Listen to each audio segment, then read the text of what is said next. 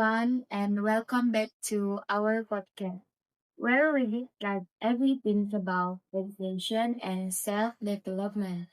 I'm your host, Andi Nurmala, and today we're going to talk about something that's becoming more and more important in our life, the importance of English education in today's era. And join me is Rosita Febriani, a student from University 19 September. Hi Rosita, thanks for being here today. Hi everyone! Thanks for inviting me. I'm happy to join and share my thoughts about this interesting topic. That's a great.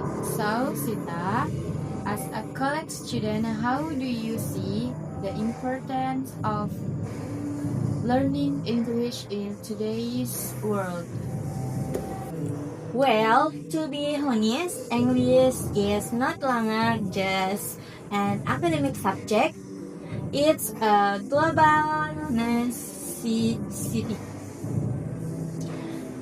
We live in a digital and international era where most information, communication, and even entertainment are in English. Without English skills, it's hard to compete, especially for students who want to study abroad or work in global companies. I totally agree. Even in Indonesia, many job opportunities require good English skills. Companies now look for candidates who can speak English fluently because they often collaborate with for- foreign partners or international clients. Yes, exactly. And not only for work, English also gives us access to knowledge. For example, most scientific journals, online courses, and research materials are written in English.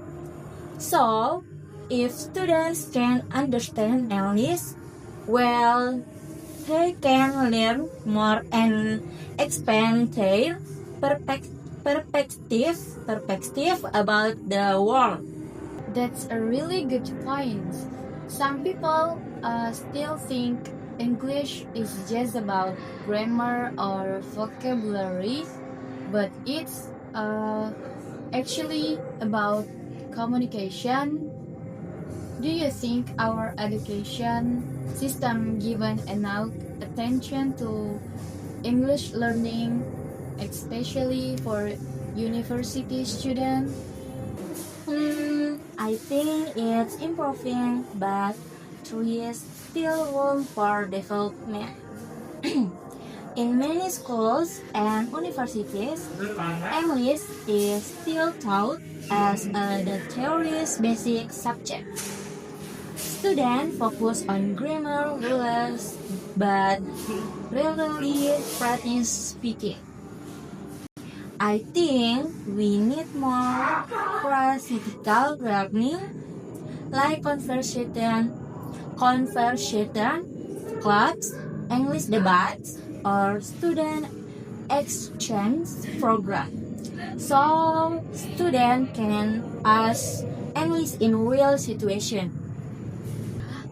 That's a great suggestion because when we use the language every day, we become more confident, right? Exactly, confidence is the key. Many students actually understand English, but to speak because afraid of making mistakes. But the truth is making mistakes is part of the learning process. The more we speak, the more natural it becomes.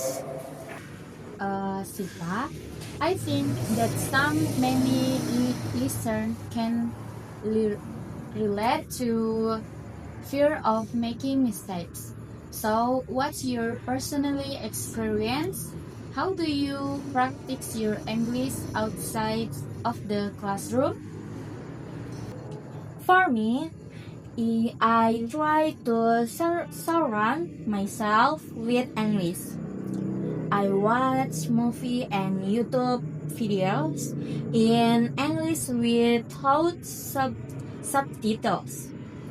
Listen to English, listen to English songs, and sometimes read articles or novels.